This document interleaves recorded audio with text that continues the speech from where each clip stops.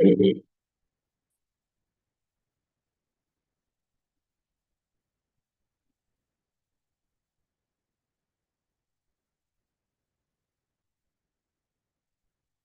بالله السميع العليم من شر الشيطان اللعين الرجيم. بسم الله الرحمن الرحيم. الحمد لله رب العالمين، والصلاة والسلام على سيدنا ونبينا محمد وعلى آله الطيبين الطاهرين، واللعنة الدائمة الأبدية على أعدائهم أجمعين إلى قيام يوم الدين.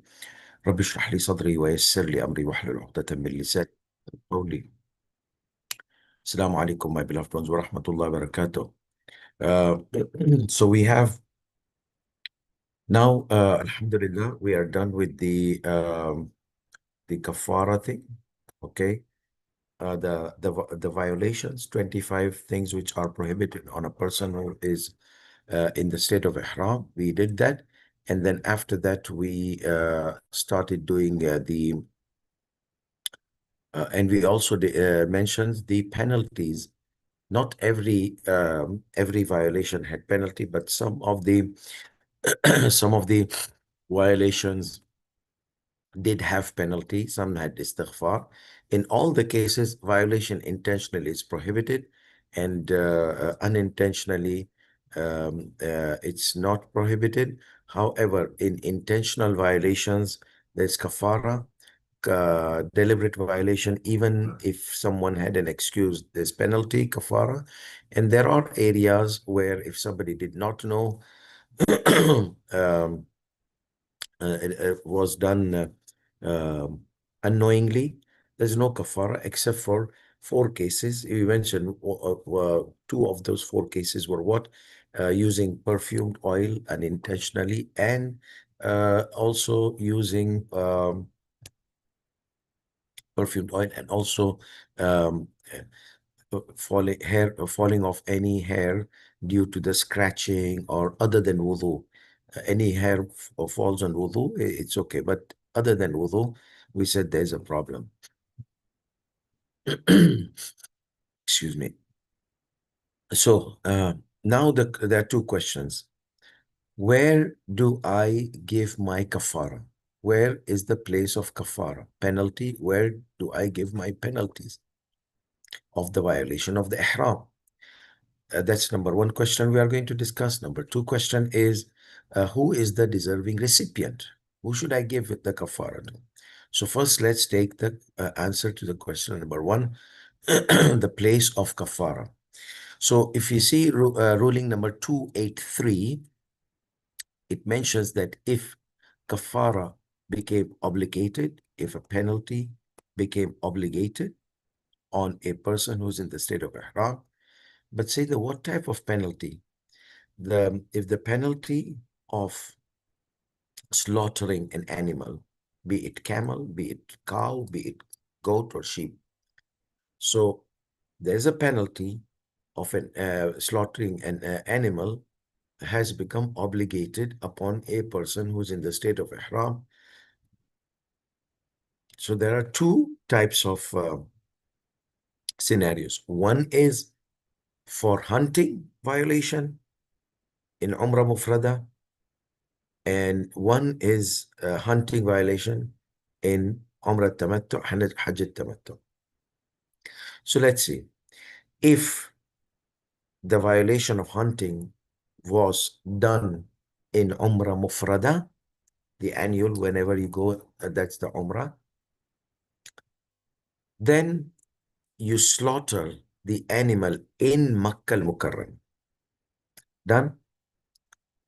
However, if the violation of hunting was done and a person was in the state of ihram of Umrah Tamattu or Umrah Tamattu or Hajj, so Umrah and Hajj, then the place of slaughtering that animal, which is a penalty, will be in Mina. So perfect. Now we did hunting, violation of hunting, and we did two types of violation of hunting done in the state of ihram of Umrah al-Mufrada, annual one, or no, the Umrah of Hajj or ihram of Hajj. So these two ihrams. So ihram of Umrah, if a violation was done, it is in Makkah. Ihram of Umrah al-Tamattu or Hajj al-Tamattu, uh, violation of that Ihram, violation of hunting in that Ihram is in Mina, where they pelt the shaitan 7 stones.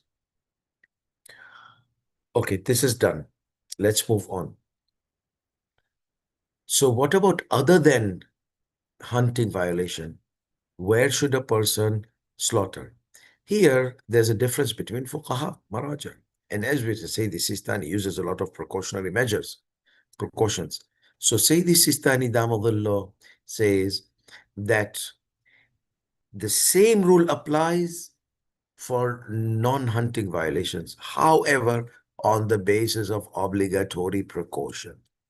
That means if you don't want to if you don't want to slaughter an animal in Makkah or in Mina, then you will have to refer to some other marja next in line that allows you to slaughter this animal of penalty in your hometown or send it anywhere else. So it's an obligatory precaution. So, okay. So now we know that animal, a penalty penalty of animal upon violation violation of hunting in ihram umrat al-tamattu in Mina, ihram umrah al-mufrada in Makkah. Umrah al-tamattu means Hajj al-tamattu as well. And then what about the non-hunting? The same rule applies on the basis of obligatory precaution. So in hunting, there's no room to refer to another marja. You have to slaughter it in Makkah. But Ayatollah Sistani Damadullah has a precaution. Some other maraja, they would say you can slaughter wherever you want. So there's a room to refer to some other marja. Because many times, especially in Hajj season, it's very difficult to get an animal for kafara inside Makkah. But then ruling number 284 says إذا وجبت الكفارة على المحرم بسبب الصيد أو غيره فلم يذبحها في مكة ومنى لعذر أو بدون حتى رجع جاز له ذبحها أين شاء على الأظهر. It says if the penalty became obligated upon muhrim, a person who's in the state of ihram, because of hunting violation or any other violation. However, he did not slaughter it in Makkah for Umrah al-Mufrada, violations in Umrah al-Mufrada's ihram, or in Mina due to the violation of Umrah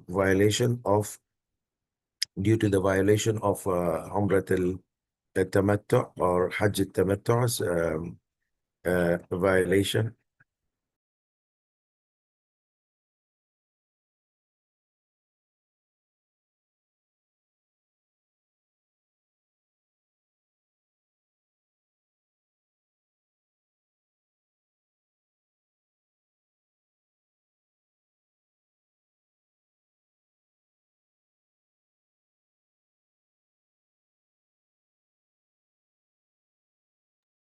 So, ruling number 284 says if a penalty was obligated upon a person who's in the state of ihram due to hunting or non-hunting, and he was not able to slaughter it in Makkah or Mina. That is Makkah for the violation of Umrah al-Mufrada and Mina for the violation of Umrah al-Tamattu's ihram or Hajj al-Tamattu. Okay, why didn't he slaughter in Makkah and Mina? Either intentionally or unintentionally, due to an excuse or without an excuse. So he was supposed to slaughter there. So if it's an excuse, there is no haram in it. Okay? There is no haram because he had an excuse. He forgot. There are no goats, no sheep, no. So anyhow, there was an excuse. Or no, he said, no, I don't want to slaughter it in Makkah and Mina and this and that. No, I'll just slaughter it. So There is an intentional component and unintentional component. Both are okay. Both are here equal. However, in intentional, there is a sin because it is obligatory. And in non-hunting violation, it's a sin. However, that sin is based on obligatory precaution. So, or due to an excuse, there's no sin until he came back to his hometown. حتى رجع جاز له ذبحها أين شاء. It would be permissible for him to slaughter it wherever ذبحها wherever he likes, in his hometown, another country. That, but here, some ulamas, they have different opinion. But say this says al al like most apparently, this is how I understand from the evidences. Remember, zahir, apparently from the evidences, avhar, more apparent to me. So ulamas, there are ulamas, they say al-zahir, yani apparently this is what the rule is. Say the Sistani, when he says al-avhar, he says no, more apparently the rule is like this. To me, more apparently, al-avhar indi. And then that is based on Hujjiyat al-Dhuhur. Hujjiyat al-Dhuhur is related to verbal evidences, be it Quran or Ahadith. So that's why Hujjiyat al-Dhuhur is used here for those who are studying Hausa. For them, this is a small information. So khalas, yani, when you come, if you did not do it there in Makkah or Mina, in your hometown, uh, however, if you had excuse, you're pardoned, then it will be no sin, no pardon. If you were not excused deliberately, you did not do it in Mina, Makkah, then it is a sin, requires istighfar. Okay, where is the kafara disposed? The penalty is disposed. The kafarat which are imposed upon a person who's in the state of ihram, it is obligatory to give it to the poor as a sadaqah, charity, alms, poor rate. So as something which you give to the poor. So what are these types of poor which you are going to give to them? يجب أن يتصدق بها. It is obligatory upon him or her, a person who is in the state of ihram, to sadaqah to who? He should give it as a sadaqah. To who? To the fuqara and masakin, to the poor and desperate ones. So what is the difference between poor and desperate ones? If you open the chapter of zakat in Minhaj al-Salihin, he mentions that poor is somebody who doesn't have annual income or annual money, like source for annual expenses. So some days he has, some days he doesn't have in the year. But miskin is someone who doesn't have his entire year.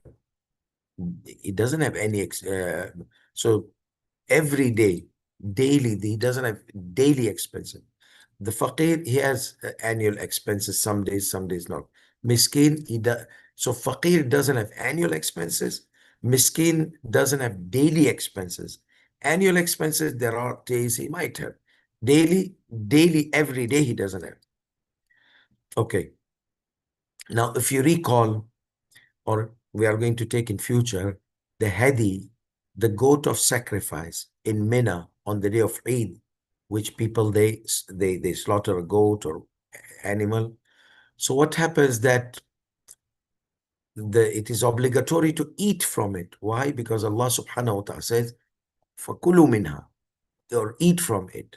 Okay, eat from the sacrifice. It is not easy to get a portion of the meat in that kind of, but there are people they do, there are scholars they do, there are shuyukh, there are mu'minin they do, they tell the butcher, just give me a small portion of it. And then where to cook? In Mina, you're not allowed to cook. So then take it to Makkah. And after you take it to Makkah, you can cook and eat it or grill and eat it. That's up to you. However, so some scholars, from this it appears, or there might be some narration, that eat from it. Sayyidi Sistani, that narration seems to be weak, or the opinion or the which came out, which was the opinion which was depending on certain evidences, that opinion came out to be weak in the opinion of Sayyidi Sistani. So Sayyidi Sistani has a hesitation. Should a person eat from his kafara or not? Hadi is different. That's why it's called hadi. Okay, sacrifice. Here, it's kafara, penalty, and it's given to the poor and miskin. And you are not a poor and miskin. So even if you are a poor and miskin, on the basis of obligatory precaution, not to eat from it. والأحوط وجوبا أن لا يأكل منها المكفر نفسه.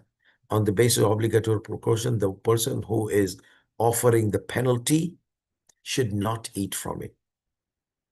What if somebody eats from it? ولو فعل ذلك فالأحوط لزوما أن يتصدق بثمن المأكول على الفقراء. So if he does that, then on the basis of obligatory precaution, he needs to give the value of the portion he ate as a sadaqah to the poor. Okay, so this is the disposal. The disposal of kafara is poor and desperate ones, not other than that. That means yourself, on the basis of obligatory precaution, you can't have it. So those are the themes. Now let's take the Q&A. Question number 1. إذا وجبت على الحاج كفارة دم. If a person who is in the state of ihram in Hajj, uh, uh, if the obligation of the penalty of an animal, slaughtering an animal, becomes obligated upon someone who is in the state of ihram in Hajj. So what happened? It is wajib to slaughter in Mina for Umrah al-Mufrada. فهل يجوز له تأخيرها إلى أن يرجع تأخيرها إلى أن يرجع إلى بلده? Is it permissible for him to delay the penalty, slaughtering the animal, until he returns to his hometown? Why? لغلاء الذبائح في منى ومكة. Due to the uh, due to the cost of due to the high cost of the animals slaughtered in Mina and Makkah. I mean, expensive due to the excessive cost of the slaughtered animal in Mina and Makkah. So can they do like that? He says, إذا كان التكفير فيهما حرجيا عليه لغلاء الأسعار جاز له التأخير إلى حين الرجوع إلى بلده. If the penalty, slaughtering the animal, was going to be a cause of difficulty or hardship upon him due to the excessive in its cost, or being expensive, or due to the high costs of it, then jazalo, then it would be permissible for him to delay it until he returns to his hometown. But Sayyidina, what if it was not going to be a cause of hardship? He says then, وَإِلَّا لَمْ يَجُزْ فِي كَفَّارَةِ الصَّيْدِ. Then there are two sections: violation of the penalty, violation of hunting, penalty of violation of hunting, and other than hunting. He says, if it is not extremely costly, then the penalty of violation of hunting should be done in Makkah. However, So the penalty of a violation of hunting should be in Makkah. Rather, even the penalty of non-hunting violation, than all the other violations which require slaughtering of the animal. بل ولا في غيرها على الأحوط. Rather, or more even, that is in this rule is inclusive to the non-hunting violation on the basis of obligatory precaution. So if it's extremely costly and all the things, yes, in both cases you're allowed. If not, then as a fatwa, you are not allowed to delay, and as an obligatory precaution for the violation of hunting, and as an obligatory precaution in the non-hunting violations. Okay. So Sayyidina, another question. What is that?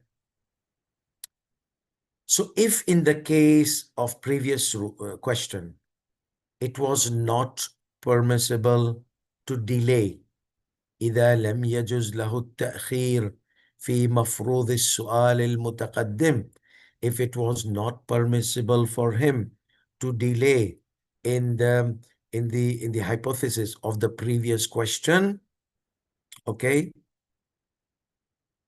ولكنه أخر لعذر أو بدونه, however he delayed it, it was not costly. The excuse given in the previous ruling was what? Previous question? Being costly excessively. But let's say it was not in such.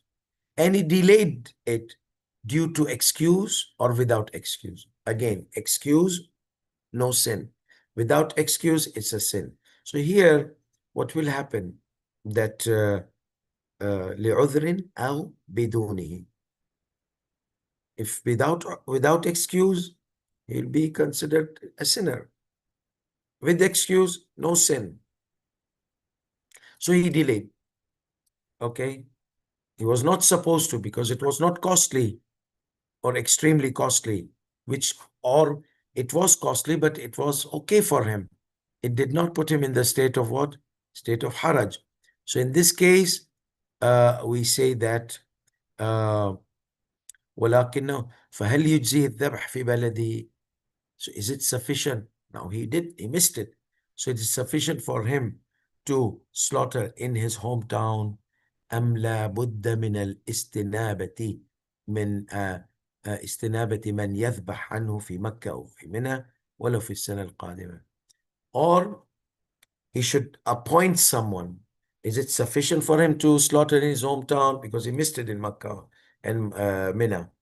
Or he should wait until next year and appoint someone to slaughter on his behalf in Makkah or Mina, even if it was next year. Okay. So he says, no need to wait for next year. No need to appoint somebody. Khalas, it's done. Now you're in your hometown. يجزيه الذبح في بلدي على الأظهر. It is sufficient for him to just slaughter in his hometown. Most apparently, it appears that the questioner is aware that some of the maraja, they might be giving that fatwa that no, if you missed it, you did not have any excuse. It was not going to be a cause of difficulty and hardship. You're able to slaughter there or not able to slaughter there. But it was not very, very costly.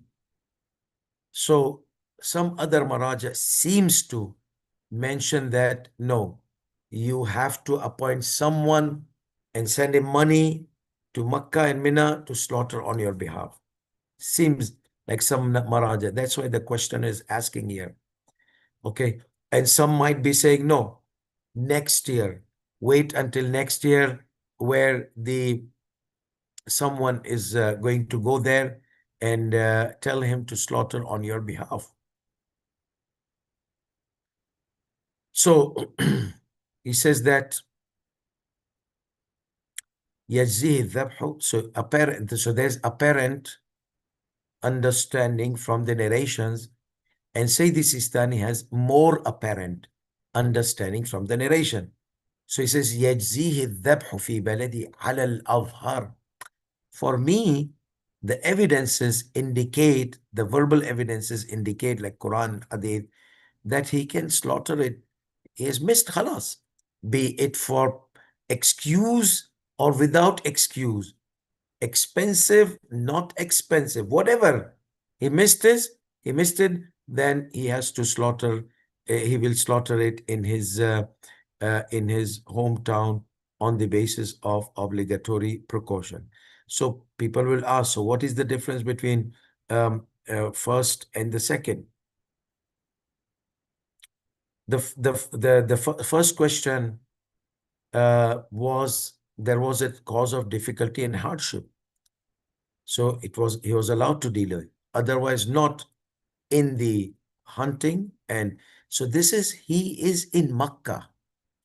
Question number one, he's in Makkah. Should he delay or should he not delay? So it says, if it is not haraji due to the excessive cost of the animal, in the case of violation of hunting, no. In the case of non-hunting violation, no, on the basis of obligatory precaution. So he is in Makkah in question number one. Question number two, he came back to his hometown. Okay, وَلَكِنُّ أَخَّرَ, he delayed. Excuse or no excuse? So can he slaughter now as he's in his hometown, in his hometown, or no? He has to now tell someone there, or to send someone, to send the money to someone there next year in the season of Hajj. So in the case of Umrah, anytime. So it seems some ulamas, they have different opinion here.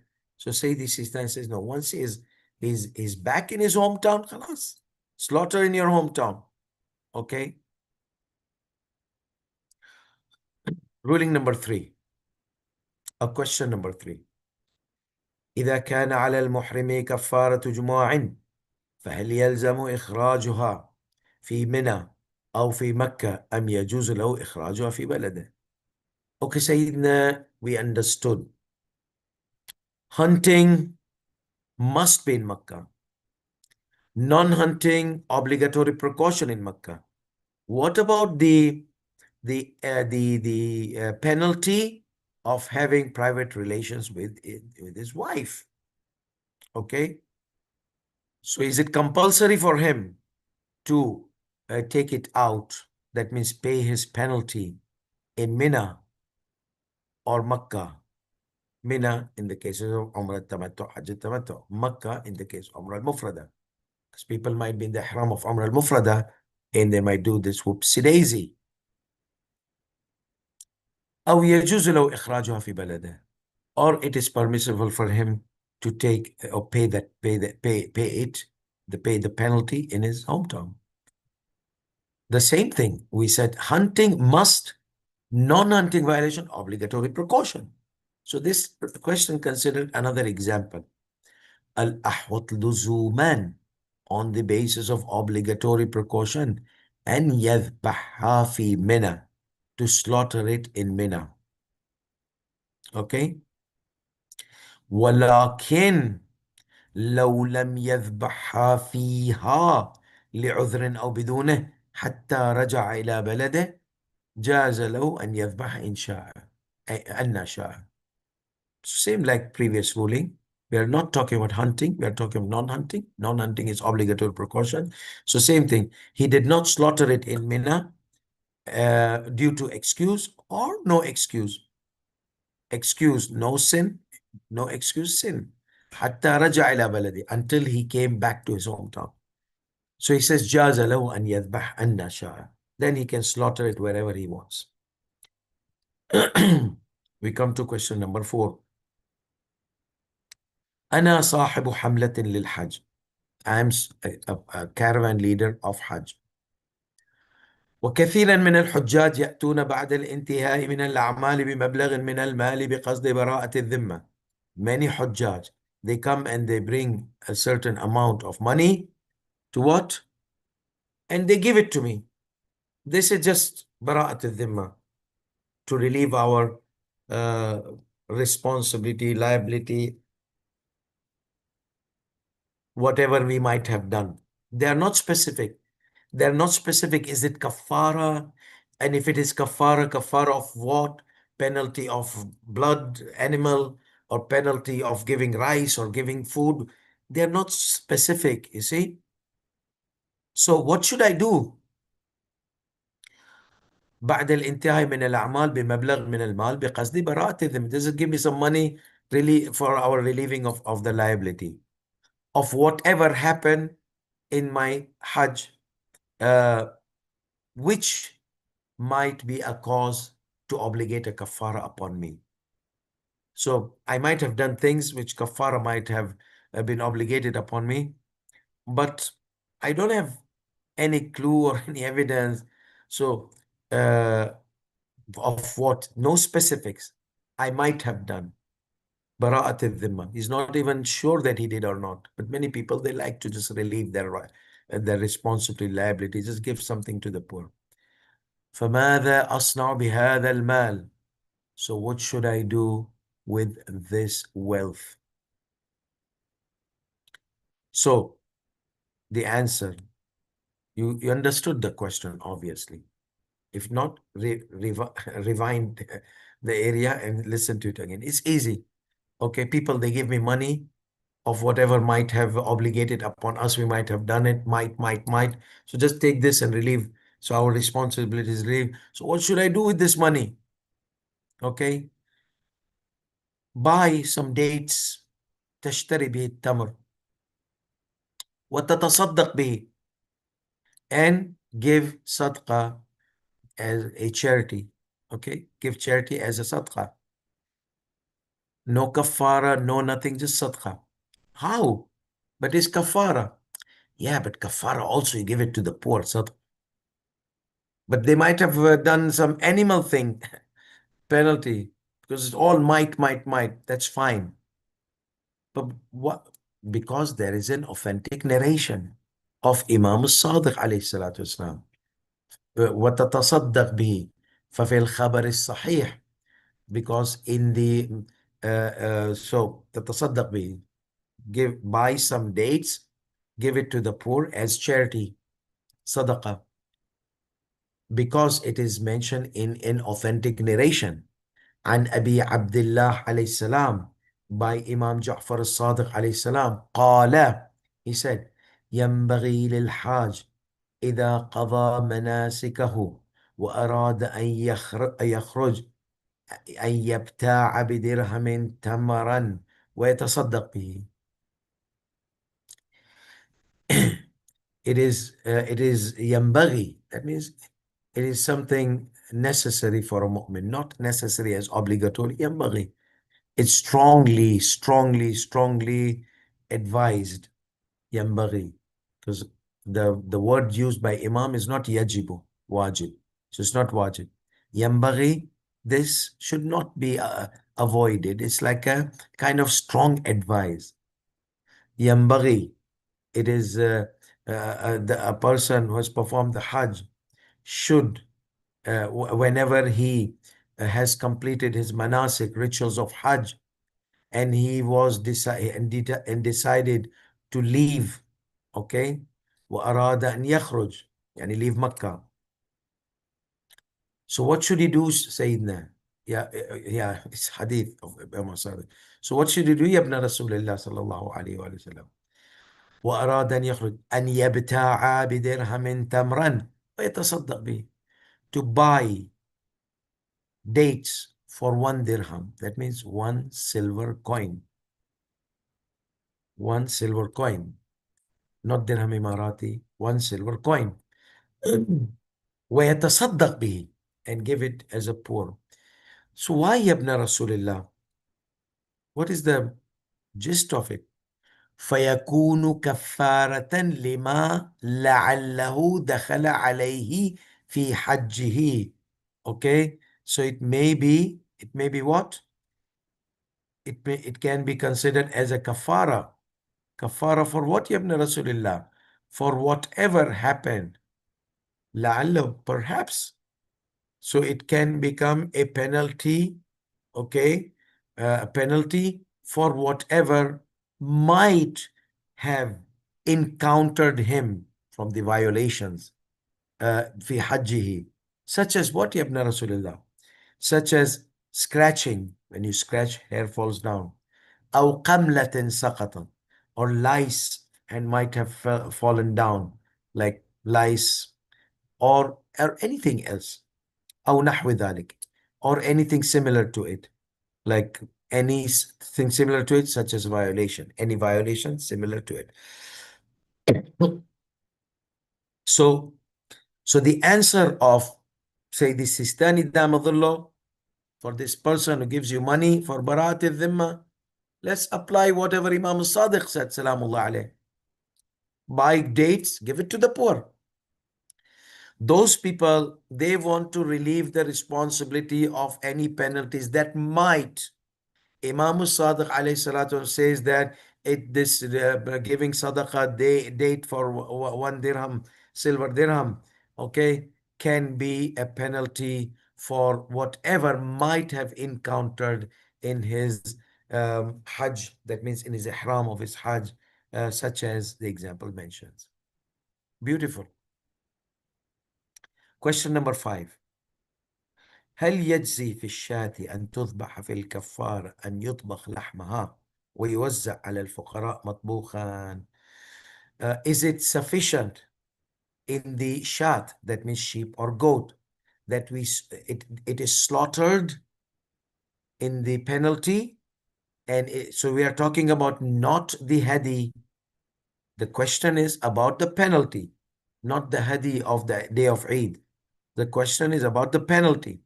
So it is sufficient in the sheep or goat which are slaughtered in as penalty to be cooked.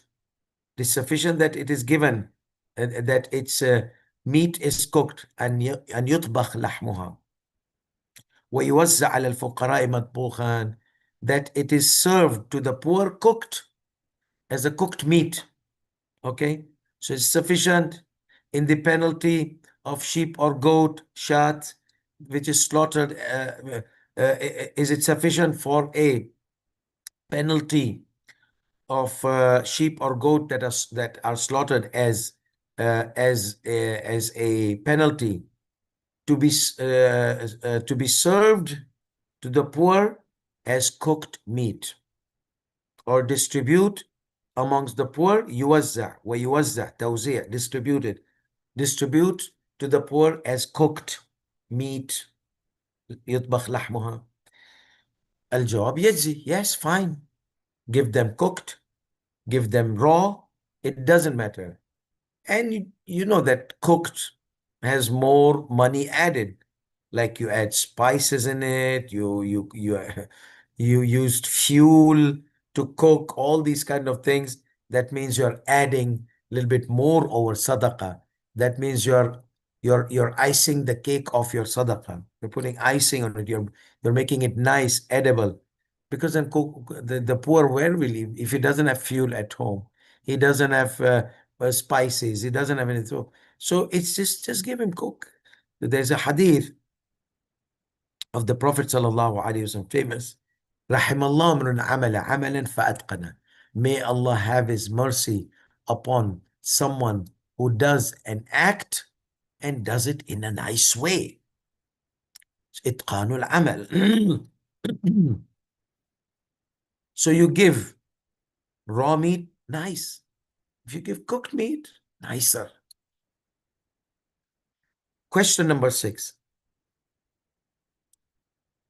Is it obligatory to inform the poor that whatever is given to him from the meat of the shat, goat or sheep, is penalty? He says no. لا يجب. ولكن لا يجوز إخباره بخلاف ذلك. It is not wajib to inform. But you cannot fabricate something and inform him. You know, you are my friend, oh poor guy. And you know how imams, they used to give to the poor and help them out and give them gift. So this is my gift for you. Baba, enough lying. You know it's not a gift, it's kafara. It's a crime you committed and you're paying the penalty of that crime or violation. Okay. Uh, so obviously some violations are unintentional. You have to pay the kafara. But let's say I'm just like putting in a sarcastic. So why are you claiming that it is a gift and you're bestowing favor upon him?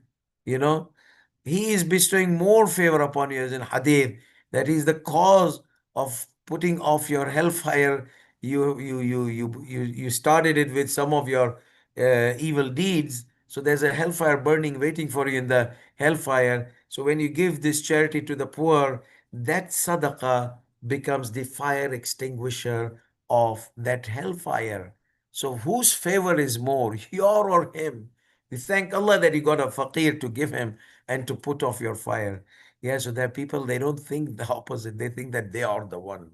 We are helping the poor. We are giving them this. We are giving the Baba. Keep it to yourself. He's helping you more than your help to him. So he says that لا يجوز إخباره بخلاف ذلك. Okay, that's fine. You don't want to inform, but don't tell him otherwise. Okay, other than what is the reality is. The reality is it's sadaqah. So don't say that, this is just a gift for you because you are a nice person and this and that. Don't you ever say that. Question number 7. ذكرتم في المناسك. You mentioned in the manasik that the place of kafara of the hunting is in Mina for Umrah for Ihram of Hajj, and obviously for Umrah Mufrada Makkah. وأنه لا بد من دفعها إلى الفقراء, and it is necessary to give it to the poor. Okay. فلو لم يتمكن من الذبح في منى أو تمكن إلا أنه لم يجد فقير. Okay, now is a different scenario. But again, it's one of the excuses. So he was able to find. So you have mentioned in the manasik that the place of slaughtering the animal, which is a penalty of violating hunting, or even similar to hunting, other violations also they have, slaughtering an animal. Fil Hajj in Mina, وأنه لابد, and it is necessary to hand it over to the poor. So if he was not able to slaughter in Mina, okay, فلو لم يتمكن من الذبح في منى, he was not able to, that's an excuse. Or he was able to, but did not find deserving recipient. That's the case in many scenarios, to find the proper deserving recipients. فما هو الحكم? So he says, obviously, إذا لم يمكنه الذبح في منى جاز له بعد الرجوع إلى بلد. Same rule applies. That means if he was not able to slaughter in Mina due to the lack of sheep, or due to the lack of the poor, due to the lack of animal which is slaughtered, or due to the lack of the deserving recipient. So he's not able to. So, okay, he comes back to his hometown and he slaughters wherever he would like to. Similarly, if he was able to slaughter, but then same like repeating theme. So, but as far as it goes for the poor, he has some further details in it. So let's see the details. So let me just recap the thing again. If he was not able to slaughter in Mina due to 2 reasons, we said. One, not finding a slaughtered animal, and another, not finding a deserving recipient. So let's see number 1. يتمكن من الذبح, he couldn't due to lack of animal or whatever other reasons.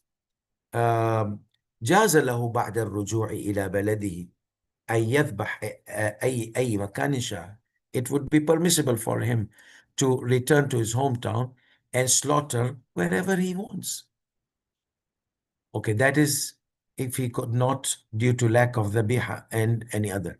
What about if the animal he was able to slaughter, animal was available, it was not expensive or costly, all the challenges were overcome, but one challenge was there. وهكذا إذا كان متمكنا من الذبح فيها, the poor deserving recipient was not there. So a similar rule will apply with some exceptionals. If he was able to slaughter in Mina, however, he was not able to find a deserving recipient. إنه لم يتيسر له التصدق بلحم الذبيحة. A deserving recipient whom he could give the meat of slaughtered animal as sadaqah, even through representation from some fuqara, ولو بتحصيل الوكالة من بعض الفقراء في مكان آخر. Okay, so let's say there is another a poor person is in Medina and he's in Mecca. There's a guy in Mecca. He said, I'm representative of the one in Medina, the poor in Medina. I can take the meat and give it to him. So deserving recipient was not in Mecca, but he was in a place where the meat could be transferred. 4 hours Mecca to Medina. What example is this? It would get rot. No, not rot. Nowadays they have freezer boxes. Okay, you dump ice in it, and you put. I remember when I was in United States, there was an issue of bringing halal meat. So people, I would be in Austin, Texas. So people would bring meat from Houston, from Dallas, from those groceries. Okay, halal groceries, and they would have these big boxes with some ice in it, and they would put the meat there. Not a big deal. Example is good. So because Medina, you have many proper poor there, deserving recipients. Makkah, you may not find it because Makkah, many scammers, they come from many countries like India, Pakistan, Bangladesh, and other. They're always there. Okay, oh, I'm poor, I'm that, but you are not sure. Okay, so should we investigate? Yeah, because this is wajib. If it is not wajib, just give it to anybody. But it's wajib. You want to make sure that the proper deserving recipient takes it. So your liability is removed, your responsibility, the relief from your responsibility. Okay? So that's why not deserving recipients, mustahiq. That's the word it's used. Mustahiq, not poor, mustahiq. Okay? So if it was when you go to the criteria, the poor, which is mustahaq, not any poor. Anybody who claims to be poor, you can give them anything from your pocket, except for wajib. Just make sure that you are giving it to a proper deserving recipient. So let's say in Medina or in Ta'if, or there was some organization of mu'mineen, and they were distributing the meat to those people who are really desperate ones, and they have an institution there. And in Makkah, you did not know anyone who has such. So there might be, but you did not know. But you had someone who came with you from Medina, and he said, the goat which you're going to slaughter, please give it to us. I'll take it back to Medina, and I am representing the institution of poor, like Al Ain, for example. They represent the poor. So somebody poor told him that wherever you find, like many times poor, they come to you or to me, they say, please find us someone to give us food or help us. So you become if you accept, inshallah, I'll do. You become representative of the poor, not of the marja. Okay, you become a wakil of not ayatullah, wakil of the poor. So then you can take it and or give it to that wakil, and then the wakil will take it to the poor wherever is out of Makkah. So that means you have the poor or the wakil of the poor in Makkah. So he says, إلا أنه لم يتيسر له التصدق بلحم الذبيحة. He found the slaughtering animal, but he could not find a deserving recipient, okay, that could take the meat of the slaughtered animal as sadaqah, even through ولو بتحصيل الوكالة من بعض الفقراء, even through by having representation from some of the poor في مكان آخر, some from somewhere else outside of Mina or Mecca. So مكان آخر في قبض الذبيحة لهم, to collect the slaughtered animal on their behalf. ثم التصرف فيه. So then this is section number 1. To to number 1, a person did not find poor. Okay. Did he find representative of poor? No. Are you a representative of poor? How? Is there any poor in India, Pakistan, Iraq, wherever there are poor, desperate people? Is there anyone who told you, please, we make you represent, just please help us, ask people to help us, like they make you represent? So do you, or the one who has to slaughter an animal, or the one who have done the violation of law, do you have representation of poor? In most of the cases, yes, because someone from your friends and relatives in Lebanon, in Iraq, and this and that might have told you, please get us some. So Maulana, what are you talking? That means, yes, I'm representing someone in Lebanon or Pakistan or Iran or Iraq or those places where there are so many poor. But how will I get? Yes, we understood for Medina, Makkah, 4-hour drives, those freezer boxes. How will I take it there in the hometown? And sometimes the flights are like 8-10 hours, and airport 2-3 hours, and flights are late, and it's going to be rotting. The custom officers might put me in detention for bringing some illegal object, illegal smelling thing. So no, no, no, don't worry about that. This is, you have misunderstood. How? You said I have representation. Yes, I have representation, but I can't take it there. Wait, wait, don't rush. Don't be too like nippy or something like that. Just wait, listen to the complete ruling. You have representation. Oh, the one who violated. Yes, but don't embarrass me too much. Khalas, I violated. Astaghfirullah, but just let me know. Do you have representation from some poor? Yes, I have. Some of my family members are poor. Some of this. Okay, fine. So take the meat, but wait, listen. Take the meat, okay, sell it to the butcher, get the money, give them this money. Or you buy it. What does it mean? I already have it. Yes. You buy it, buy that meat for you, cook it, and then give that money to the poor who is in your hometown. Okay? So it's not taking the whole meat in your hometown. It's just you can do whatever you want. Either sell it, either you buy it. So he says, say the Sistani, so if they have represent ولو بتحصيل الوكالة. So even by getting the representation, you as the one who's going to pay the penalty, okay? So if the person who is supposed to pay penalty has representation or power of attorney from a poor in his hometown or anywhere, okay, then he can, based on this power of attorney, which is from some of the poor في مكان آخر من بعض الفقراء في مكان آخر, some of the poor people في قبض they said, when you go for Hajj, we are giving you power of attorney to collect the meat on our behalf, because some of the fuqara have been fuqaha. Some of these poor people, they learn the masail, the rulings of their concern. It's good.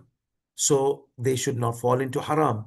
So when they see people going Hajj, or some of your, please, there you are going to slaughter meat and this and that, we give you the power of attorney. So our share, you can take it, do whatever you want to do with it. Okay? Just give us some money here. So we are as we are selling you our share. So you give us money of that. This happens even in the sacrifice goat on the day of Eid. We are going to discuss that. So again, I will rephrase the sentence. إلا أنه لم يتيسر له التصدق بلحم الذبيحة. He was able to find the goat or a sheep, but he was not able to find a deserving recipient there. So he was not able to give charity, the meat of the animal slaughtered as charity. Even by him getting the power of representation from a poor somewhere else. Okay. So so we said that if it's close by and you know them, so or you can take it to them, or their representative can take it to them, or you are a representative of poor people in your hometown. So, and they have given you permission. See, in advance, we accept whatever our share will be from the goat or camel or cow, whatever share will be for our share of the faqir. We have given you the power of attorney, power of representation to represent us to do whatever you want to do. Okay? So, ثم التصرف فيه. So he has a power of attorney to do whatever he could. تصرف فيه. Either by selling it, selling their share, selling the meat, or giving it gift to somebody, or just leaving it aside, or anything. Khalas. Now I have the authority from the faqir to do whatever I want. And it's better when you go there, give him, it's called musalaha many times. You find a poor in your country and you tell that poor that, see, I'm going Hajj. There might be penalty. On the Eid, I have a goat of sacrifice. So do you give me the money? Do you give me the power of attorney to do whatever with that goat or sheep or cow or camel, whatever, on your behalf? If he says, yes, I have given you power of attorney, can do whatever you can. If that poor guy was like a businessman idea, you know something, give me the cost of it and I'm selling it to you. Then you do whatever you want to do. Okay. So when you come back from Hajj, give me the cost. What would be the price? In Gujarat, there's Ashano She. This guy is smart, poor. Okay. So he knows the rule and everything. So if he says $100, you also become smart. You can go, you don't have to give the cost of the slaughtered animal. It's called musalaha, reconciliation agreement. You're doing sulh with the faqir. You give me permission, I give you something. So you find another poor. So there'll be competition. A guy, another poor hears, oh, no, you come to me. You give me just 80% of it. 80% is too much. Another, you might end up into giving just 10% of the, that's also not good. That's not decent. 10% of the meat, I mean, the money of the goat to the poor. And he would accept it. He's poor. If he will not, he will go to someone else. So he had to get your business of akhirat. Anyhow, you be reasonable person, generous person, okay? Don't fall into the competition of these poor people. Maybe if you were with one poor and you go to other, it might hurt that poor person's feeling. So be cautious about saving your money without hurting some poor person's feeling. Because if you tell them, okay, I give you, just give me like $100 of the price of the thing. And the other person, you know something, I'll 80. So when you go to that poor, obviously you'll hurt the feeling of the 100. He did not ask you more than the price of the cost of the sacrifice. But I have to pay there and pay here. I bought it's lost for me. It's double price. Okay, they tell them half of the price. I'll give you half, one third at least. Don't go beyond one third. That's what they do in the Hadi of Hajj. Okay, so just give him something which is reasonable. So either you buy from it, uh, that's it, and you have the money. I mean, you give him the money. So this animal becomes your. Either you sell it. He told you, خلاص, you do whatever. So ثم التصرف. So he can do whatever with it by selling it ببيع أو هبة, giving it as a gift, أو إعراض عنه, or just leaving it there. You see, because it will be hassle for you to take and find and this and that, especially after Mina. You don't stay that much days in Makkah. And where will you keep hanging, carrying the goat of sacrifice in your hand here and there, and finding the poor? Where is the poor? Where is the poor? Yes. ولو ذبح في منى بقصد الكفارة ثم. Now there's another scenario, third scenario. The third scenario says, if a person slaughtered in Mina with the intention of penalty, okay, he slaughtered خلاص, ثم التفت إنه لا يوجد في منى الفقير المستحق. What? المستحق, deserving recipient. And I told you that not any Tom, Dick, and Harry you see begging, give him. No. You want to give him anything other than wajib, give him. Okay? May Allah reward you. But giving them wajib portion, no. So, but if you have the power of attorney from the poor, then you can give anybody, because you sell your share to the poor in your hometown who is a proper deserving recipient. Okay, so once you are going to give the cost to the deserving recipient, proper deserving recipient, then you can give it to any Tom, Dick, and Harry, poor beggar you don't know is real or not. So just give it to anybody, that's fine, because you are going to throw it if you don't find anyone. So let someone eat that thing, okay, not to waste. أو إعراض. So let's say he slaughtered, but he did not find the deserving recipient in Mina. ولو ذبح في منى. However, if he slaughters in Mina بقصد الكفارة, with the intention of penalty, ثم التفت إلى أنه, because once he slaughters, خلاص, your penalty, part of your penalty is done. Other part, to find the deserving recipient. But he could not find في منى المستحق له, الفقير المستحق له. He could not find in Mina a deserving recipient. ولم يتيسر له تحصيل الوكالة على النهج المتقدم. And he was not able to acquire the power of representation, as we mentioned previously, from the poor people. So now what? What should be done? I don't have power of attorney. I don't have deserving recipient. So what should I do, Sayyidina? I'm stuck. ضمن, he's guaranteed to. Okay, he is liable, he is responsible. ضمن على الأحوط للفقراء الكفارة بقيمتها بعد الذبح. After slaughtering, it is your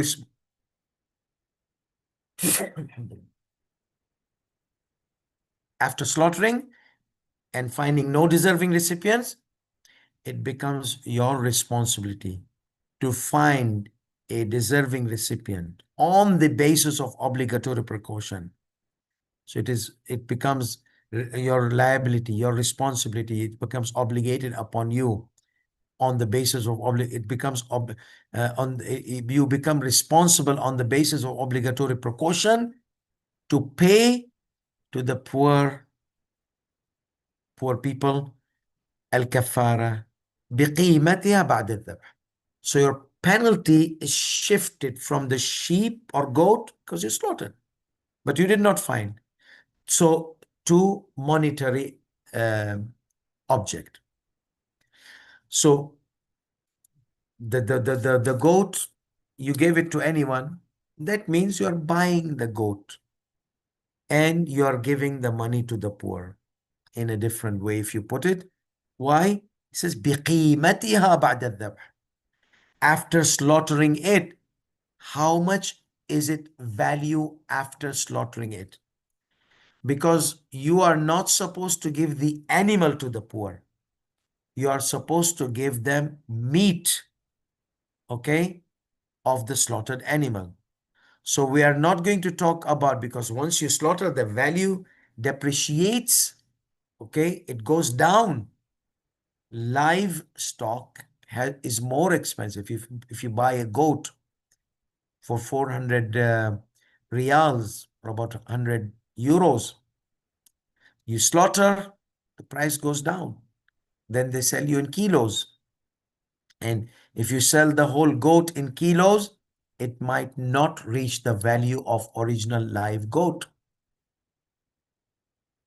You see? So here, what is the solution?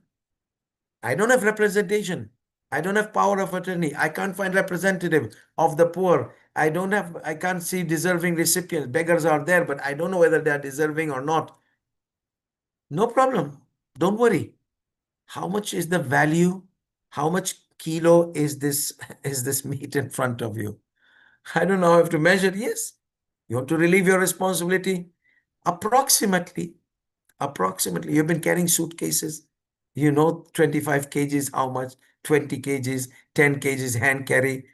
Check it out. Give an assumption. If you can't find a professional butcher measuring that for you, or something, take it to the butcher, measure it, and tell him it's for you.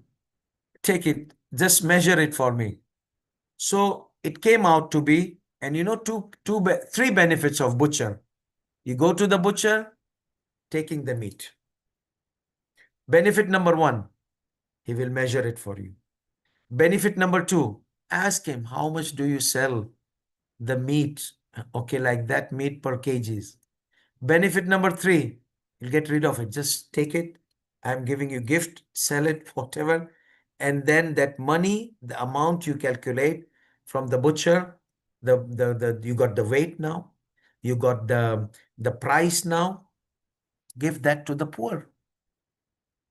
So remember, if you are in such circumstances, the always butcher may be your savior, or many people like me carry that weighing scale with me. So at least I can know how much that goat weighs, or sheep, and then go to the butcher and ask him the price. So that might help also ease up upon your difficulty.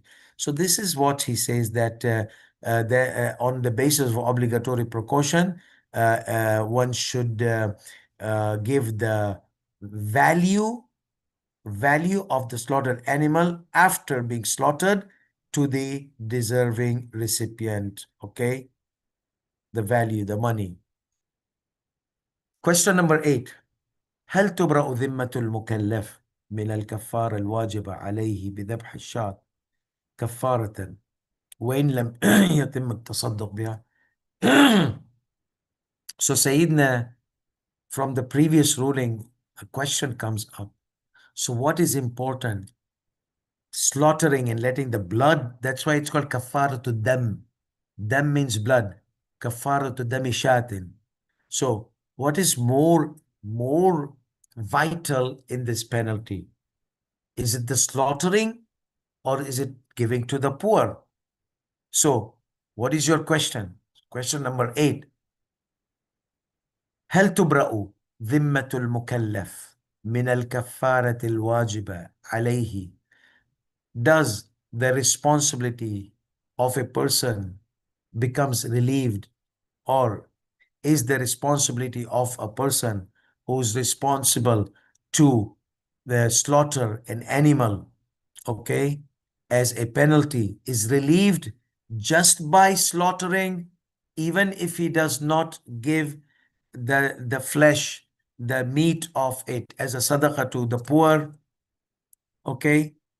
هل تبرأ ذمة المكلف من الكفارة الواجبة, obligatory penalty upon him, بذبح شاة, to slaughter a shot, goat or a cow, a goat or a sheep, كفارة, as a penalty, even if he does not? So Sayyidi Sistani says, yes, نعم. بمعنى أنه لا يجب عليه التكفير بشاة أخرى، لكنه إذا لم يتصدق بلحمها ضمن قيمته.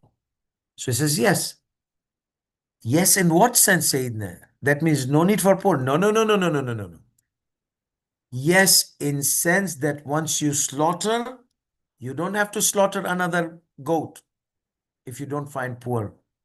Okay, finish. Slaughtering is done. You're relieved. So what about the poor part? No, still poor part. You're responsible to give them the value of the goat after being slaughtered to the poor, the value. So both things are essential. Slaughtering and giving the poor either the meat, the meat, okay, or either giving it giving the representative of the poor, or you representing the poor, you buy it, you sell it, you do whatever, and then you go and give the value to the poor. Or no, you are supposed to pay charity to its value after being slaughtered wherever the poor is. Okay, so both are essential, but there are stages for the situation where you are going to give money, I mean, to the poor. Flesh, meat, no, can't. You have representation, yes, then make a reconciliation with the faqir in your hometown. I don't know representation. Then the third one is that you are liable. He says, وَلَكِنْ إِذَا لَمْ يَتَصَدَّقْ بِلَحْمِهَا. However, if he does not give the flesh or the meat of the animal sadaqah to the poor, ضَمِّنَ قِيمَتَهُ. That means he will be responsible, liable for its value. Which value? In the previous ruling, the value after being slaughtered. Let's take ruling number 9 and 10 and call it a day. Question number 9.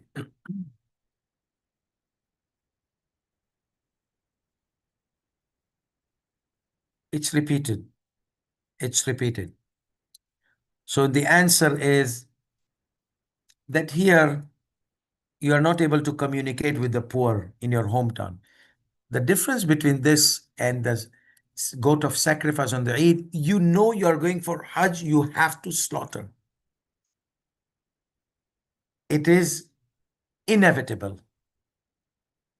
So you can do preemptive agreement with the poor in your hometown. That's what normally happens, and become his representative and give them some bribery, not bribery, musalaha, okay, reconciliation.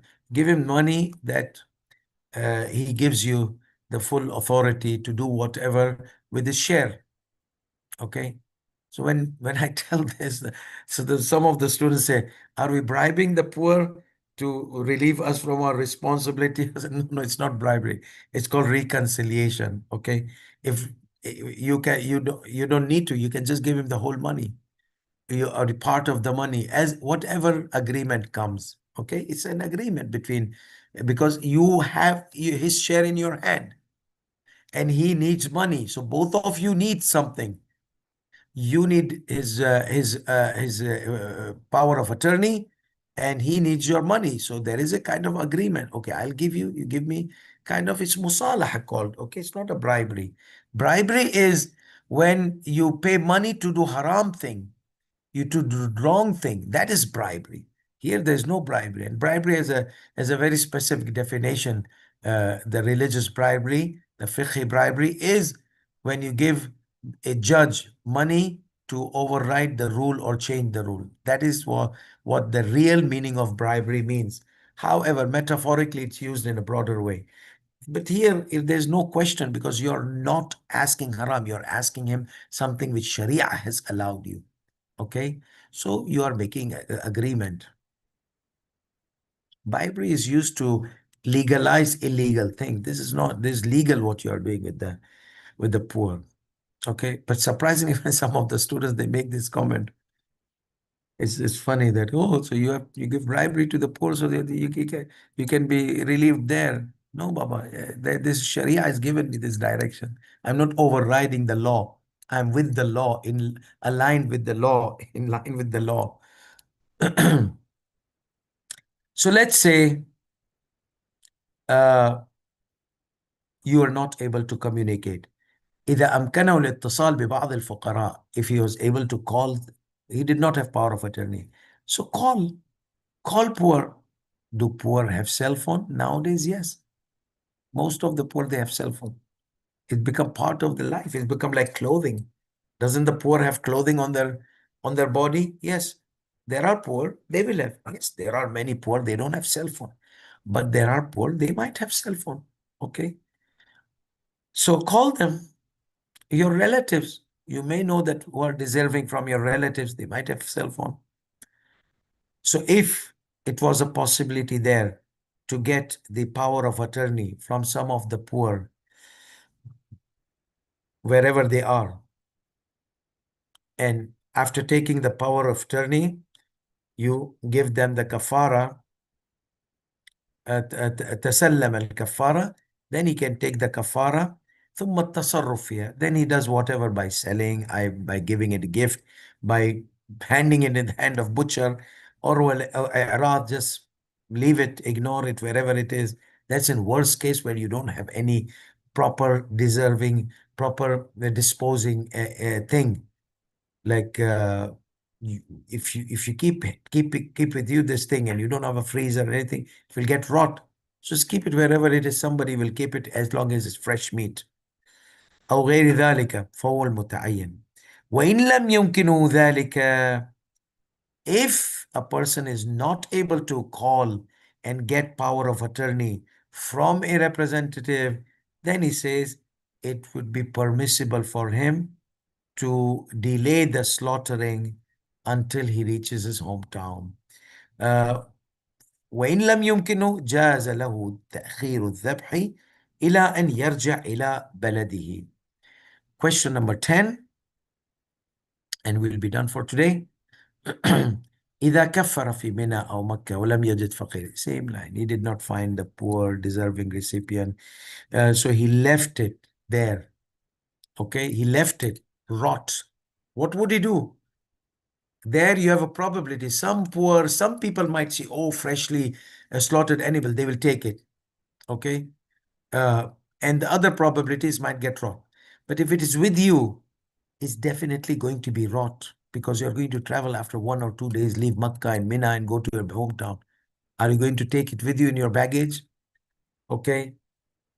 And be detained in the airport of carrying a harmful substance in your suitcase and smelling, creating chaos in the airport or something like that. So he says, so he leaves it to rot or whatever. So does he become liable to pay to the poor? Obviously, from under previous rulings, we understand, yes, he is liable for the value of it after being slaughtered to the poor on the basis of obligatory precaution. Okay, so the value, he is liable.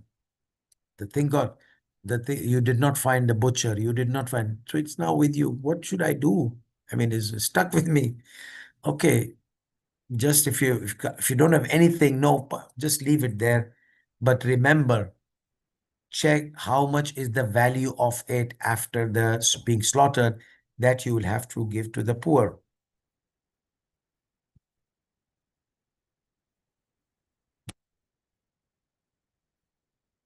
The remaining question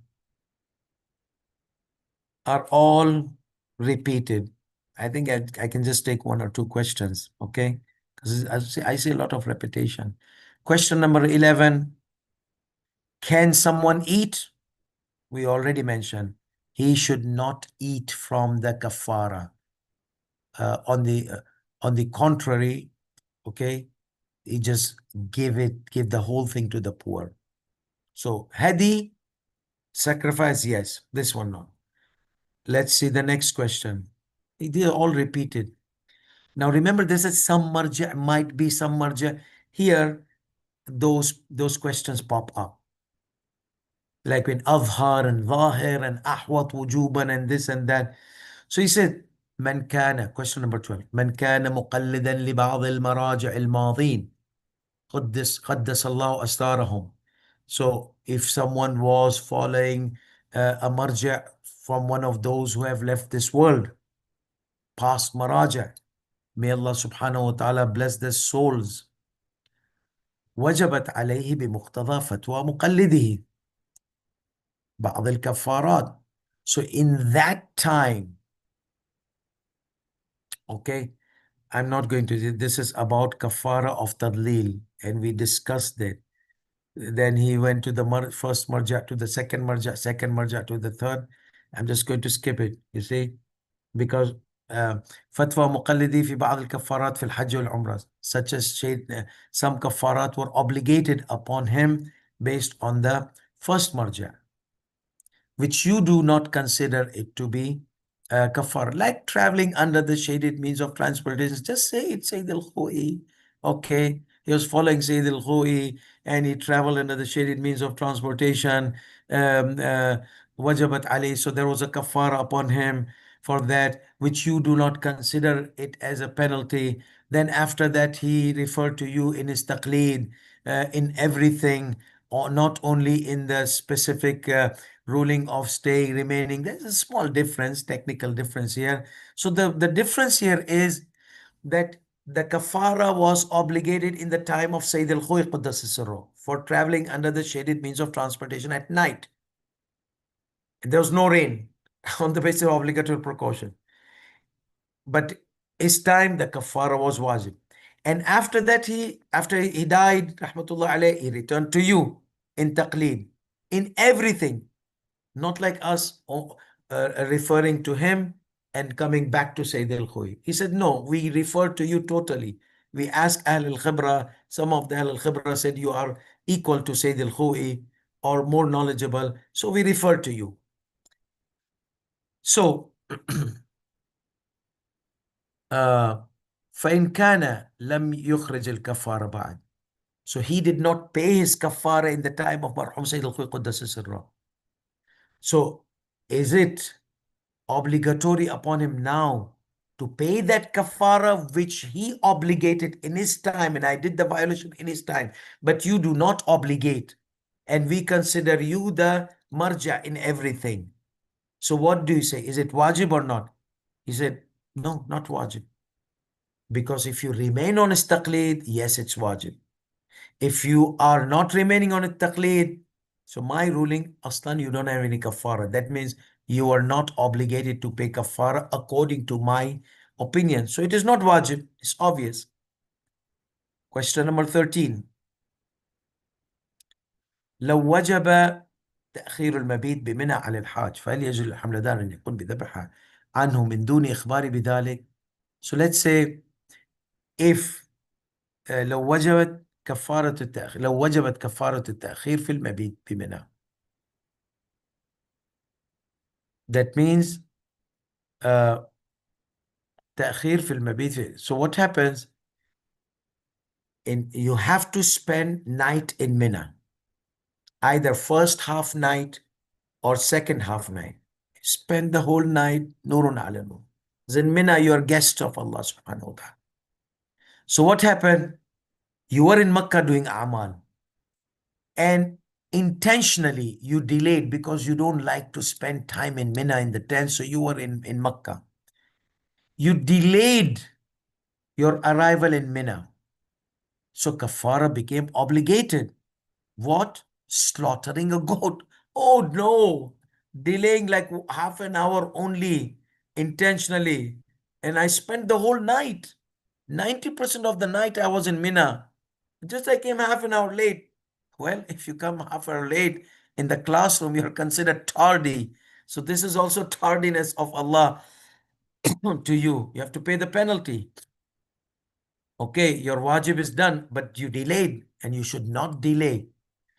Yes, you can leave after half midnight, or you can arrive in midnight. But if you delay coming to stay in the first half night, then that's a delay. Or you decided to spend the other half night, that's a delay. So if you had decided to stay half night, first half night or second half night, and you arrived delay, you delayed in it, then you have to pay the penalty. Now, but if you had decided to spend all night and you arrive late, no problem. Make your intention to stay on the other half night and stay there. Don't leave on the midnight. Okay. So you see, there are three options. Either you stay the whole night, either you stay the first half night, or other next half night, midnight. So here we are going to discuss this further in the Mabit in Mina, staying in the Mina. But here, since the kafara issue is here, so which scenario does this rule apply? First scenario, you're planning to stay the whole night, you arrive late in Mina, no problem. Make your intention at midnight that I'm going to stay next half night. So there's no kafara.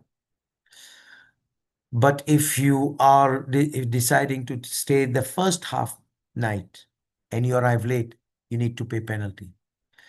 If you have decided and you want to leave midnight, if you have decided to arrive, if you have decided to stay the second midnight, second part of night, that means second part of night, that means after midnight. So pre-midnight, post-midnight. So let me rephrase it. If you had decided to stay in Mina pre-midnight and you want to go after midnight and you arrive late, there'll be kafara. Or continue the whole night. So here still you have room to avoid the kafara. But when you have decided to stay in Mina post midnight, so you have to arrive a little bit a while before midnight, and you arrive late midnight, then you have to pay the kafara. So scenario number one, you can get rid of kafara by making the intention of second midnight. Scenario number two, pre-midnight planning, you can change it to post-midnight planning and no kafara. But scenario number three, you are stuck with the kafara because you don't have any other option. Post-midnight is the final time which you can stay in Mina and pay. You arrive late, you have to pay the kafara. So as we are going to discuss, you have an option not to even stay at Mina, but you have to stay the whole night in Masjid al-Haram. Awake, keep your eyes open because you're exhausted from Arafat, Mina. So many people say, no, we are going to spend the night, the whole night. And the nights in Saudi are like lengthy nights, not like winter nights in Europe. We're going to spend the whole night. Okay.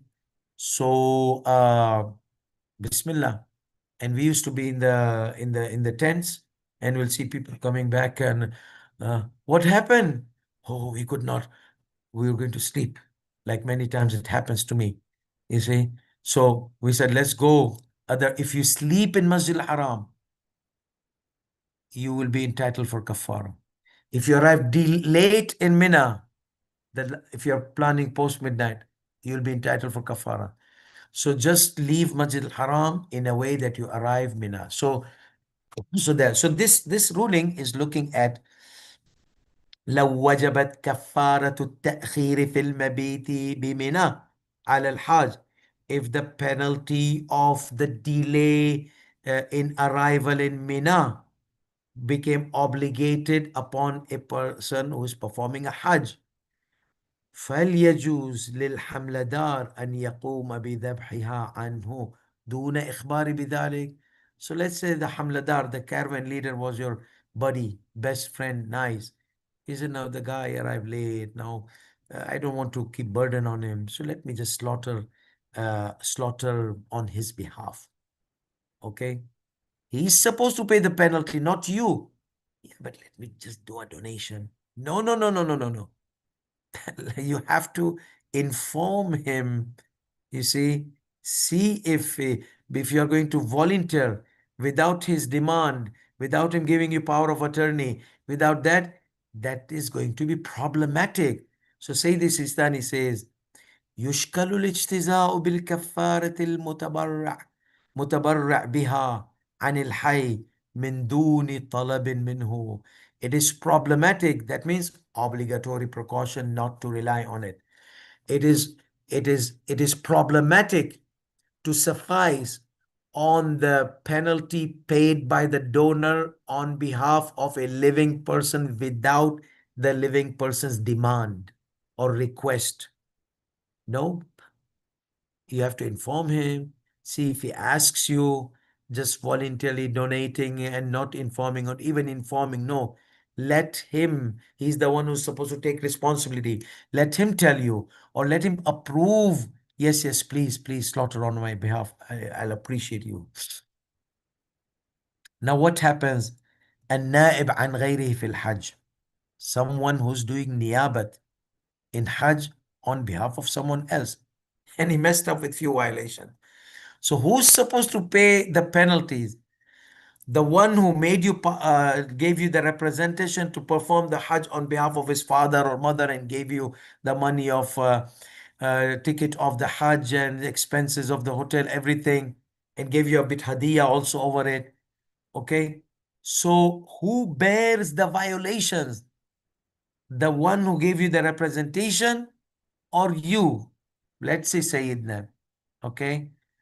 Man kana alayhi. No, where did it go? An-Naib. An-Naib. Because the marhum did not do the violation. You did the violation. So question number 14. An-Naib an ghayrihi fil Hajj. The one who's representing someone else in Hajj. إذا أتى بما يوجب الكفارة. If he performs something which obligates a penalty upon him. فهل ينوي النيابة في أدائها. So should he be making intention that I am paying the penalty on behalf of that marhum, okay, or on my behalf? So should he make the intention of paying the penalty on behalf of that person who gave him the power of attorney and representation, or no, on his behalf? He says, Sayyidi Sistani says al-jawab, bal, rather, يأتي بها عن نفسه. He should pay the penalty on his behalf, not on the behalf of the one who gave you the representation. Question number 15. Okay, this is also echoing some of the things we said.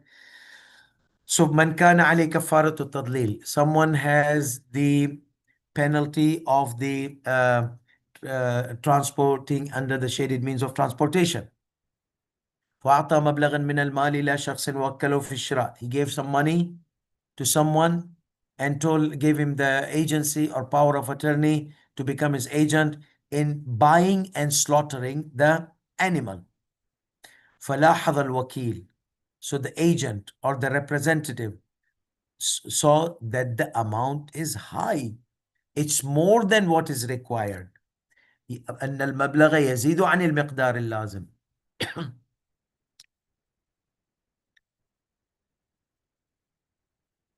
فنبه الموكل على ذلك. He told the representative or the one who gave him the power of representation, okay, he told him that it's more than the amount required. Okay. فنبه الموكل على ذلك. فقال له. So the representative, the one who made him representative, اصنع بالزيادة ما شئت. Do with extra whatever you want. فقام الوكيل بشراء الشاتين.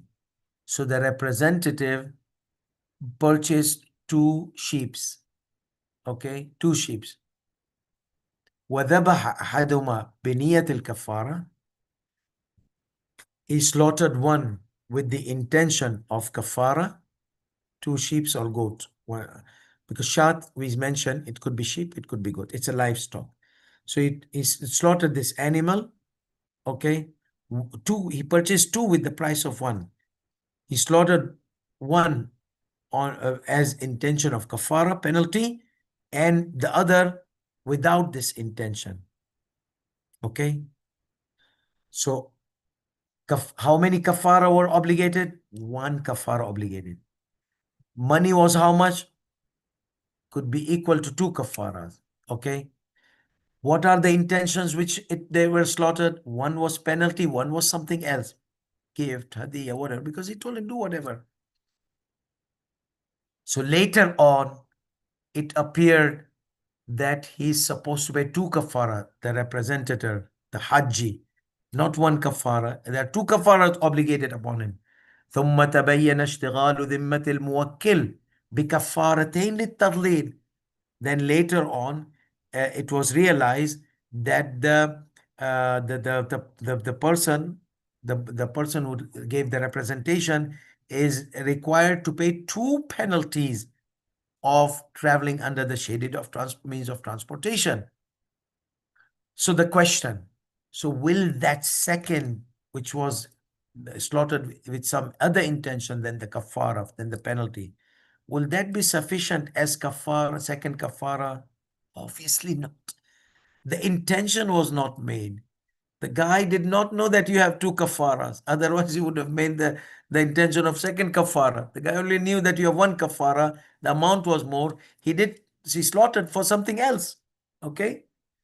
لا تجزي لا تجزي إذا لم تكن بنية الكفارة عن دافع المال. It is not sufficient. It will not be sufficient as long as the intention of the kafara penalty from the one who gave the money was not. So the intention of giving the money was not for the penalty, as it has been assumed in the question. So the giver said, do whatever you want to do. He did not say, slaughter one more goat on my behalf, on my whatever might be in my responsibility. He said, do whatever. The guy did not slaughter. So the intention of the giver was not for a kafar for the second sheep. He did not know even that two sheep could be slaughtered. He just gave him extra.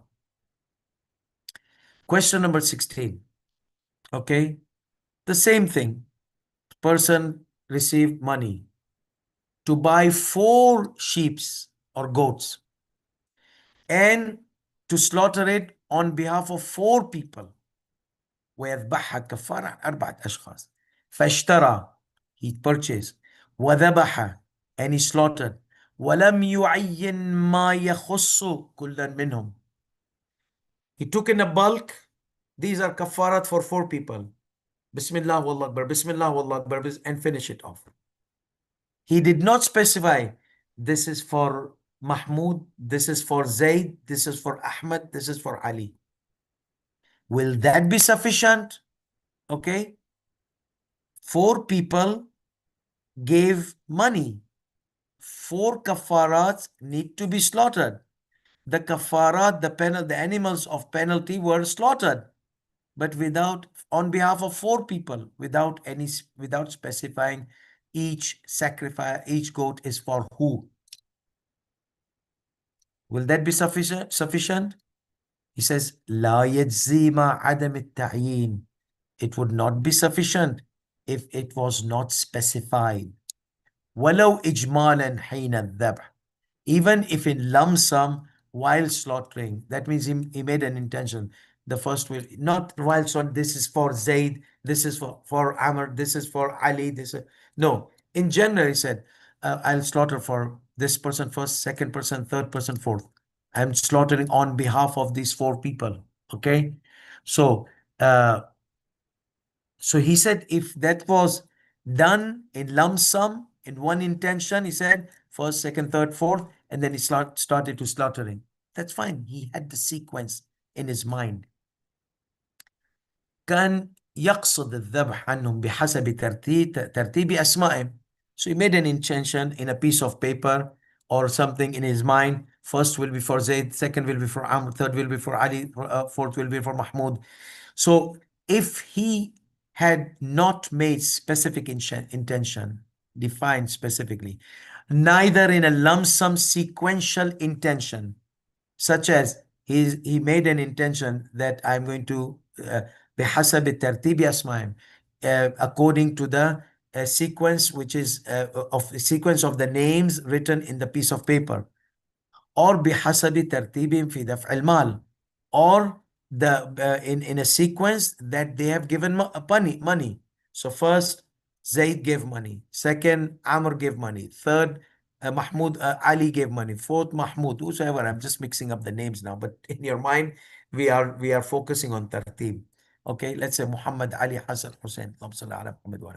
So these names were given. The first Muhammad gave him, second Ali gave him, third Hassan gave him, fourth Hussein gave him. So he said, I'm going to slaughter according to first come, first serve. First person gave me. Still, that lump sum intention is there, even though on slaughtering he did not mention. He said this kafara, but he did not specify kafara of one of those four. But he made preemptive intention that I am going to slaughter this in the same sequence which is in the paper, that whoever has paid me. أو بحسب ترتيبهم, or according to the sequence of the in which the money was received by them. إلى من كلفه بالشراء, for the one who gave him the responsibility to purchase and slaughter. ونحو ذلك. So if somebody gives you for so many goats, you have to specify the intention of each and significant person, otherwise it will not be sufficient. Question number 17. So let's say when we are going to talk about goat of sacrifice in Mina, so are the conditions which are required in the goat or sheep of the sacrifice, the animal of sacrifice, which is slaughtered in the on the Eid day as sacrifice, are the conditions of that animal required to be applied on the animal of penalty? He says, لا يعتبر. It's not required. ولو كان رعايتها فيها أحوط. Even though considering or observing those conditions is recommended precaution. Okay? It's not required. Even though observing those conditions is a recommended precaution. Question number 18 and 19, and we'll be done for today. إذا كان على الحاج أو المعتمر كفارة التضليل أو غيرها ولم يذبحها في مكة. If a person who was obligated to pay the penalty of traveling under the shaded means of transportation or any other thing in Makkah, and he did not slaughter it in Makkah, neither in Mina, حتى عاد إلى وطنه, until he returned to his hometown, وتهاون في ذبحها إلى قرب موسم الحج الثاني, and he was negligent in slaughtering it, delay, procrastinating until the next season of Hajj came, next season of Hajj, next year. وتهاون في ذبح إلى قرب موسم الحج الثاني, until the next season of Hajj became very close. فهل يجب عليه أن يبادر إلى ذبحها قبل دخول شهر ذي الحجة? So is it obligatory upon him to slaughter it before entrance of the month of Dhul Hajj, or قبل انقضائها, or before passing of the month of Dhul Hajj? أو يجب عليه أن يبعث بثمنها, or it is obligatory upon him to send the money of it to someone who can slaughter it in Mina, Makkah or Mina. So it seems that some fuqaha might have this ruling that if you did not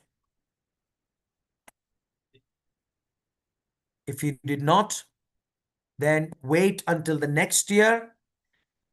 If you are in Hajj, slaughter this one next year in Hajj season, or send the money to someone who could slaughter on your behalf next year, because this was kafara for Hajj and it needs to be season of Hajj. Sayyidi Sistani, we mentioned before, he doesn't have this ruling. Okay, he says لا تجب المبادرة إلى ذبحها قبل شهر ذي الحجة. It is not obligatory to rush or to haste into slaughtering it before the month of Dhul Hajj. ولا تكليف من يذبحها عنه في مكة ومنى. Neither it is obligatory upon him to assign or designate someone, give him the responsibility of slaughtering it on his behalf in Makkah or Mina. بل يجوز له التأخير. On the contrary, rather it is permissible for him to delay ولو اختيارا, even if it was optionally, intentionally delay. نعم لا يجوز التأخير بحد يعد تهاونا في أداء الواجب. Yes, negligence, in a way, it seems that you are neglecting the fulfilling of the obligation, is not permissible. Yani degrading the value of obligation. Why are you delaying? Well, I cannot find time. I cannot this. I cannot that. If you're procrastinating or delaying is because you are negligence about the wajib, fulfilling the wajib just for nothing, you are delaying, then you are committing haram. Then it's not permissible. However, if you have some circumstances and you are not putting effort in finding time to slaughter, that does not indicate the negligence of fulfilling. So it's a relative issue. You will have to look into yourself. Are you neglecting or not? Question number 19. هل يعتبر في شاة الكفارة أن تكون ملكا لمن عليه الكفارة? So, is there a condition in the sheep or goat of sacrifice, in the animal of sacrifice, that it should be the ownership, it should be belonging as an ownership and under the ownership of the one who's supposed to pay the penalty? He says, no, لا يجب. You don't have to buy it, okay? If somebody donates you, somebody tells you, okay, this is a goat, just pay your penalty with it. فلا يجب فلو كان لغيره شاة. If someone else had a goat or a sheep, فطلب منه أن يذبحها. So he told him, see, my brother, can you please sacrifice on my behalf? Okay, and it's your animal, not my animal, but I'll appreciate it greatly. May Allah reward you, this and that. فذبح, the person whom you told him, can you please slaughter your sheep on my behalf as my penalty? Okay. فكفر فطلب منه أن يذبح ففعل أجزأته. That's fine. It will be sufficient. So it doesn't need to be your sheep or you have purchased it. If you ask someone else who had sheep and goat and they slaughter, that's fine. Finally, question number 20. Remember, deserving recipient. So is one of the conditions of the deserving recipients for the penalty of Hajj the faith in the authority of Amir al-Mu'mineen Imam Ali ibn Abi Talib and the Imams alayhi salam? That means, does it need to be follower of Ahl al-Bayt alayhi salam? She says, نعم على ما هو الحكم في سائر الكفارات. Yes, as it is the ruling in all the kafarat, all the penalties. This was all for the chapter of kafarat. Inshallah, our upcoming session, inshallah, we will arrive in Makkah and we'll start the rulings of Tawaf. Finally, the introduction and the lengthy chapters of the violation of the Ihram and the penalty are done. Now we have another lengthy chapter, which is Tawaf. Once we are done with the Tawaf, we are done with the Manasik al-Hajj. وآخر دعوانا الحمد لله رب العالمين وصلى الله على محمد وعلى آله الطيبين الطاهرين والسلام عليكم ورحمة الله وبركاته.